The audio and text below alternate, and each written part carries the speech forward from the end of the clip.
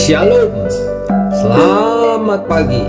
Sate pagi hari ini bertemakan kue itu mengganjal di tenggorokan. Karya Pendeta Dr. Andar Ismail dari seri Selamat Ribut Rukun, terbitan BPK Gunung Mulia. Sebagai anak kecil berumur 7 tahun, saya senang kalau ibu saya membuat kue. Kadang-kadang ia membuat kue talam, kadang-kadang kue bugis, kadang-kadang kue pisang atau lainnya. Sebetulnya kue itu dibuat ibu dengan tujuan dijual. Untuk ongkos hidup keluarga kami, rupa-rupa pekerjaan dilakukan oleh ibu saya. Pada sore itu, ibu saya membuat kue pisang. Seperti biasa, sebelum berangkat menjual kue, satu potong di antaranya boleh saya makan lebih dahulu.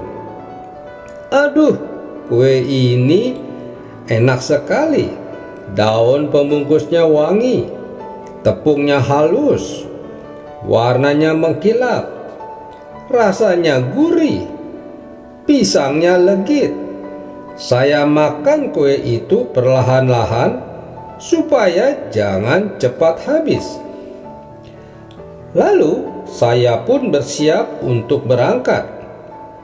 Kue itu dihitung, biasanya berjumlah 10 atau 15. Semua kue itu diletakkan rapi teratur dalam tenong, yaitu semacam baki tertutup dan bergagang dan terbuat dari kaleng. Dari rumah ke rumah saya menjajakan kue itu dengan kalimat yang sudah dihafal. "Tante, mau beli kue, Tante?"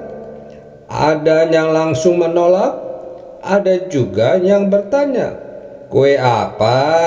Bikinan siapa?" Dengan kaki yang tergoyang-goyang, saya menjawab, "Kue pisang, Tante. Bikinan mama saya, Tante." Sambil berjalan dengan tenong itu, saya sering berpikir apakah kue ini akan laku atau tidak. Pikiran saya mendua. Di satu pihak, saya ingin kue itu laku supaya ibu saya mendapat uang. Namun, di lain pihak saya ingin kue itu tidak laku supaya kue itu saya yang makan. Pada sore itu, kue tersebut masih banyak sisanya. Di rumah, ibu saya sudah menunggu. Saya masih ingat betul bagaimana air muka ibu saya ketika melihat isi tenong itu. Air mukanya menunjukkan kekecewaan dan kesedihan. Lalu, ibu saya mengambil sepotong kue itu dan memberikannya kepada saya. Tetapi berbeda dengan beberapa jam sebelumnya, ternyata sekarang keinginan saya untuk makan kue itu mendadak hilang. Saya ikut merasakan kekecewaan dan kesedihan ibu saya. Sambil memalingkan muka, saya gigit kue itu. Tetapi kue yang begitu enak sekarang seakan-akan menjadi hilang rasa enaknya. Kue itu mengganjal di tenggorokan saya. Bagaimana kita menganalisis pengalaman di atas dari segi teori pendidikan agama Kristen? Apa yang muncul ketika terjadi ambiguitas atau kemungkinan mendua antara keinginan agar kue itu tidak laku dengan keinginan agar kue itu laku?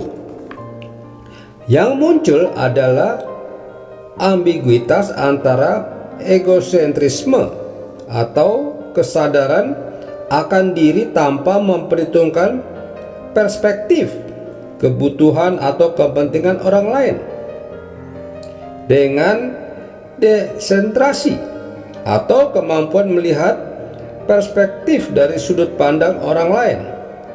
Harap diperhatikan bahwa yang sedang dibicarakan di sini adalah egosentrisme dan bukan egoisme, atau sikap yang hanya memikirkan kepentingan sendiri. Tiap anak dan orang dewasa dalam pertumbuhan kepribadiannya melewati tahap perilaku egosentris. Dalam pertumbuhan yang sehat, egosentrisme itu diimbangi dengan muncul dan tumbuhnya desentrasi. Pendidikan agama Kristen mencakup upaya menciptakan lahan di mana desentrasi muncul dan tumbuh.